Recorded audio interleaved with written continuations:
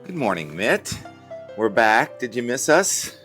Back from the north, back to the land of the Big Dig and the flowering forsythia, which I forced indoors. The breeze is up, the temperature's in the 30s. Anyone seen T-Rex and Steve? Let's go find them too. T-Rex sitting by the heater here in the homestead. Come on, this way. Come on, Rex. Let's go. Let's go. Mitt, you want to come? Come on down. Steve's down here already, I think. There he is. Hi, Steve. T-Rex, you ready? Can you jump 1, 2, 3, 4 times? I was trying to see if he would go 4 times for you, Mrs. Cote. Nope, he only went 3 times. And there is your favorite. Steve is out the door. And we're back to the land, the flat land of no snow, at least right now. Maybe done for the entire year. We're not sure. 8:30 in the morning, Saturday, March 8th. It's the Cape Cod St. Patrick's Day Parade Day today. I was the ambassador there a decade ago or so. 37 degrees. Let's do the ice bucket challenge right away. These bushes, I know I'm fearful for the bushes too. The glacier has completely disappeared from the TK backyard. I put together this contraption yesterday to try and make the ruler stand up if we should get ice, and Yankee ingenuity. We got a little bit of ice. So there's a disc that formed yesterday, and there's just a little bit of ice in our bucket here near Boston. Look at this. Oh, there it is. Fun with ice crystals. How pretty is that? So there's the disc that formed yesterday. I turned it on its side. This is gorgeous. I'm going to try and put that back in there. See if we have ice again tomorrow morning. We have kind of neutral air advection here in Weymouth. We have warmer air trying to come in from the south and colder air coming in from the north, and completely clear sky, which is just amazing because there are so many batches of clouds and so many disruptive perturbations in the atmosphere, let's just call it. There's a cloud way over there looking towards Boston. My heart sank coming back into Boston yesterday when I heard on the news that Brad Marchand and Charlie Coyle were traded from the Bruins. That is just devastating to me. Not even that huge of a hockey fan. Marchand's been there forever, and he wears number 63, and I was born in 63, and Charlie Cole grew up here in Weymouth. That is just terrible news. All right, how's our big dig going over here? We haven't been here for several days. Wow, it's a lot taller. Looks like one more layer to go. Tremendous job, you guys. Thank you so much. And the worm chow and the let's see how much rain we got. We'll come down here. Tree blew over. Things blew over, T-Rex. Oh, yeah, so that rain a couple days ago here, just under an inch of rain. And can I step over here? I'll go. You guys can't come over here yet. I probably should wait to the end for this, but there it is. There's the new wall. Thank you, Doug, for monitoring everything. And down below, the Big Dig revetment is looking solid. What about this wind? What about this weather? It is a confused mess in my mind. There's a huge atmospheric blender. And if we look at the satellite imagery, the real wide shot shows the old post-superstorm off the east coast of North America. And it's rejuvenated and it's stronger than ever.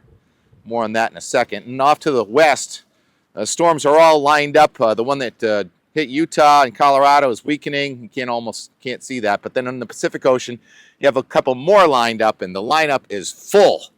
And we are very active, and it's very complicated. I was so surprised this morning when I saw a snow squall warning near Binghamton, New York. At the same time, the sun was out at J Peak. I'm like, what is going on here?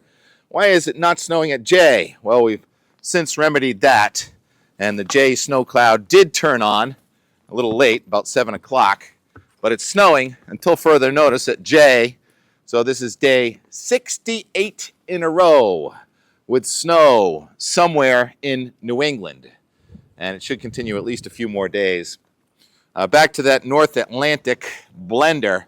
It's more like a meteorological meat grinder. When you look at the Ocean Prediction Center analysis, look at all those numbers. First of all, in the very lower left, that 1,005 is the leftover from the Utah storm that a few days ago looked like it wanted to be snow in southern New England. And unlike last week when the models were too far south, it ended up going north, and we were in the 50s last Saturday. This week, it it was too far north, and that's decaying off to the south and missing. But anyhow, look at all that other stuff that's going on You see the 964, 965, and the arrows going every which way. Some of the arrows are going to the north, some of the arrows are going to the south. That thing is all just winding around itself, and at the very top up there it says 955. So this low is deep into 955, developing hurricane force and current hurricane force. Okay, we break for cardinals, and I can see them. Can you see them? Oh, they're up there. Here's singing. Cardinals are singing. Getting photobombed by cardinals. Oh, look at the pussy willows. So the pussy willows are coming out. And in case you're new here, I planted this pussy willow as a stick in the very wet sort of drainage area there about 8 or 9 years ago. I put a stick in the ground and it turned into this 25-foot pussy willow. So we have extra pussy willows if anyone wants one. And people come down to the beach and take pictures of us while we take pictures of them. And so that huge blender in the sky, I think I should revisit that. I'm sorry. You see all those other arrows as the blue lines are cold fronts, and then the red lines are warm fronts, and you got warm fronts going north, you got cold fronts coming south, we've got occluded air, and those little orange dashed lines, those are troughs of low pressure.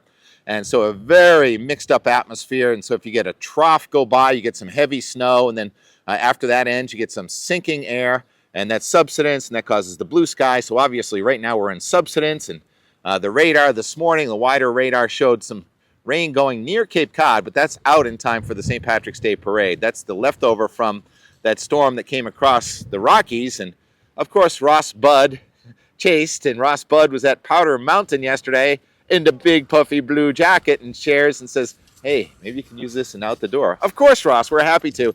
Go into the trees. There's no trees there.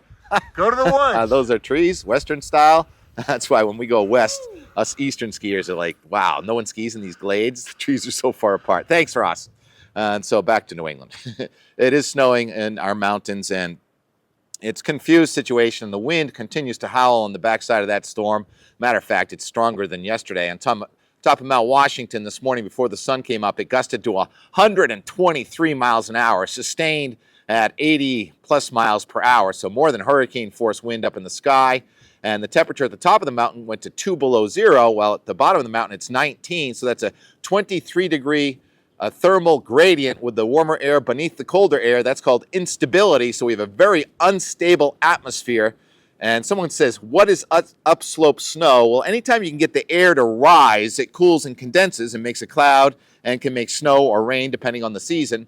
And also instability and troughs of low pressure cause the same thing. But if you get the wind to go up the mountains and you have a trough of low pressure like we do today, you end up with these snow showers and snow squalls. So let's go to the NAM 3K high resolution. For the next 60 hours or so, we are in wintry weather here in the Northeast. And then those little dark blue blotches just about anywhere are snow showers and snow squalls. Very exciting cloud day. Anywhere in New England today could see a snowflake or even a little grapple or something like that. And then you do have that more organized area just right up over Jay Peak in Quebec. Boy, is it snowing hard in Quebec on the and just north of Maine, where the storm is stalled and sending in a real batch of steady precipitation there in far northern New England. But you see, even tomorrow, there's still some snow showers crossing New England, so any one of us can see a snowflake go by, and it only adds up, though, in the mountains. So at the base, at the villages near the ski resorts, there'll be nothing, maybe a dusting on your windshield, but then you get up above 2,000 or 3,000 feet, and it still looks like we could get, here's the snowfall accumulation map over the next 60 hours, we still looks like we could get a few spots of 6 to 10 or more inches. This is the bullish NAM, and it shows right over Mount Washington. It shows more like 10 to 15 inches. So skiing is in rebound, in recovery mode. You still want to stick to the groomers after that rain that froze solid. So it's a real fast skiing, sharp edge season. Give me powder or give me corn. That's what I said in the J blog yesterday, because I either want powder or I want soft snow. And today it's going to be hard snow and patchy powder if you find the right place. All right, so that's just the short range. So many little things going on, so confusing. And you got whitecaps out in the water over here. So our wind is mixing down. Early in the day before the sun comes up, the wind releases. But then when the sun comes up and it starts to heat the land, and it starts that sort of these perturbations in the atmosphere, that's when you get the bubbling cumulus. And I can see them way out there off the Maine coast. Look at them way out there. I have to interrupt the out-the-door weather and more because I made the video of that total blue sky. That was about 8:30, and it's only 10 o'clock now. Look how different the sky is. It's so confusing. And you got white caps out in the water over here, so our wind... Yeah, white caps, and it was a total blue sky. And this is how much instability cumulus has developed just in the last hour and a half. And I can see snowflakes on the horizon. This is just fascinating. All right, let's go back to that total blue sky from just 90 minutes ago. Oh yeah, and speaking of the ocean, Sean Vecchione said, I'm not going skiing, I'm going surfing in Rhode Island. So I looked at the Narragansett Cam. It doesn't look like much, does it? But look to the left there. There's a surfer getting a right, and there's a little bit of a groundswell, about maybe a 4-foot groundswell at about 11 seconds. So surf, ski, weather, and also Darius on Cape Cod. He showed a nice little right there in his sunrise video. He says, do I get a medal for going to the beach? I said, no, you get a longboard and get a right. He goes, no, I would be wiped out. All right, so we've got surf, ski, weather happening right now, and the pattern is locked and loaded for more unpredictable weather. Someone asked, why does the GFS say it's going to rain in 4 days and then it rains, but when it says it's going to snow in 4 days, it still rains? That's more like the 5 or 6 day. And so you can't really trust much beyond the 3 to 5 day. T-Rex is all wound up here. He wants to go on walkabout. He can't understand why he can't go to his favorite spot down there. Because it's all messed up, T-Rex. I'm sorry. And Steve, how are you doing? Steve's kind of tangled up too. All right, now let's get to the GFS. Let's do a weather forecast here, which is pretty much impossible after day 3, but we're going to try it anyway. Pivotalweather.com. Last night's run of the GFS, not too different from yesterday. It shows the front's pretty much stalled out. There's an Arctic front just north of New England, and then you have that low that's just missing to the south of us, and then that storm. We had rumors of a storm also for tomorrow. Well, that one is way down in Texas, producing severe weather today as that moves across Texas and Louisiana, and then you have these other lows going across southeastern Canada. So we are impacted by the northern stream as the southern stream stays uninvolved for now. And the forecast that we had from 5 days ago showed a storm north of us and a storm south of us tomorrow, and that is the case. And then that one coming across, a very weak one, tomorrow is exiting, leaving a little more snow in the northern reaches of New England, and then a stronger low is moving farther to the north on Tuesday. That's going to be a warm front, and there's also a powerful storm off to the south of us, so we're sort of in neutral air advection. I don't think the real warm winds are going to develop with that one before the next cold front comes in on Wednesday, and it had been showing snow north and showing snow central on Wednesday into Thursday. Now it's showing nothing. It's showing a dry faux pas, cold frontal passage with cooler air coming in briefly on Wednesday. I don't believe that's going to be dry because something always happens on a Thursday. And then in the middle of the nation, one of those Pacific storms or a couple of them are combining, and now we have a phasing of the streams. In the middle of the nation, that's a 969 pressure superstorm over the middle of the country late next week, sending ribbons of rain and warm wind up the eastern seaboard and possibly into New England by about Saturday and Sunday, and may continue into St. Patrick's Day Monday.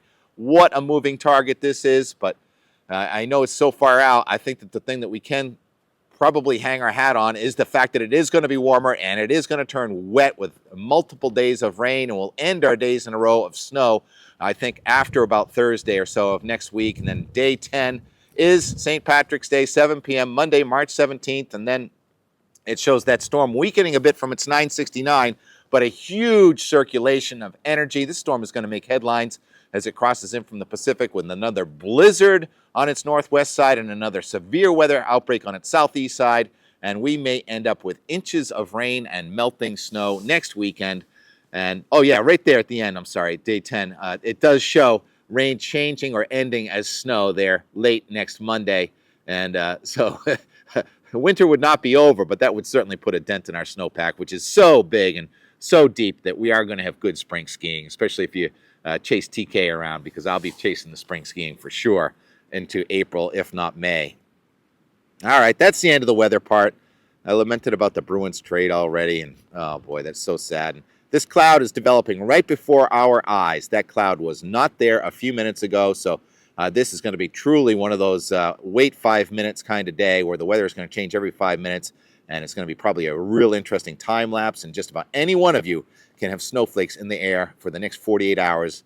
And there's still hope that maybe next week that big, huge storm will somehow get dented by some cold here in the Northeast. But right now, I'm leaning towards the big warm-up toward the end of the week. And oh yeah, I mentioned last week when it was warm, I said this week, maybe when you average it all out, it'll be colder than last week. So I'm going to do that tomorrow. I'm going to find out which week was colder, this week or last week.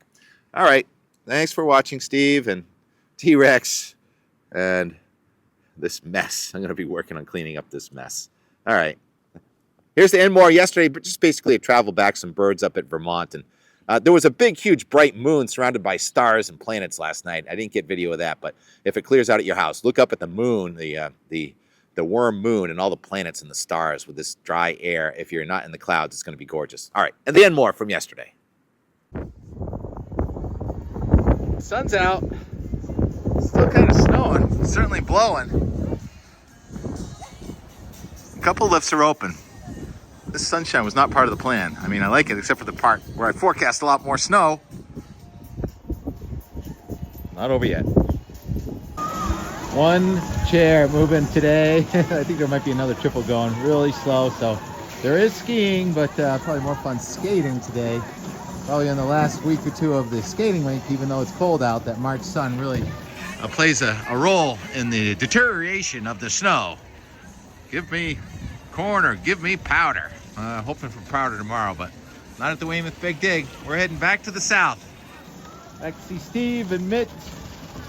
And I'm gonna be back in Vermont next week. Save me some snow, okay? It wouldn't be any more without a few birds. There's a chickadee. How do they always know to hide on the other side from my camera? The turkeys come up here too. What's that with the long tail over there? This snow has been rained on. Oh, there's a chickadee. Let's see if we can walk on top of the snow. Nope, still sinking in a little bit. That's good. So it's not a glacier just yet. And by the way, it is snowing again. And I'm hoping that we're reporting this morning, as this is now yesterday video, that this morning we had a couple more inches of snow at least. Oh, look how close I am to the chickadee.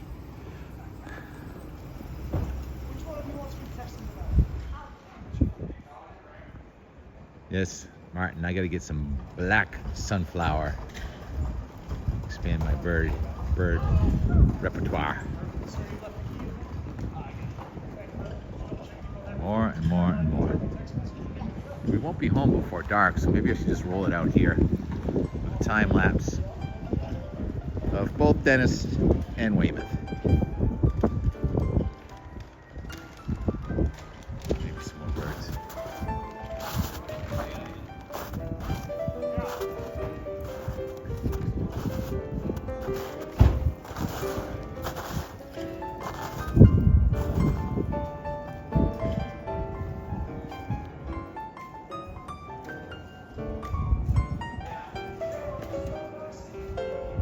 Yeah.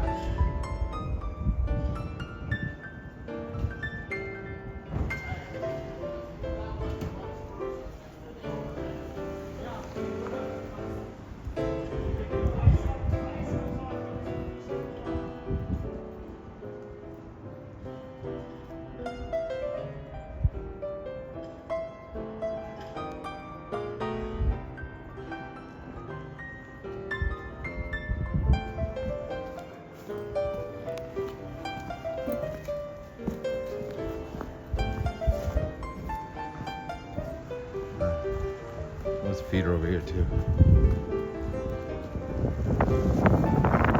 Till tomorrow. Thanks for watching.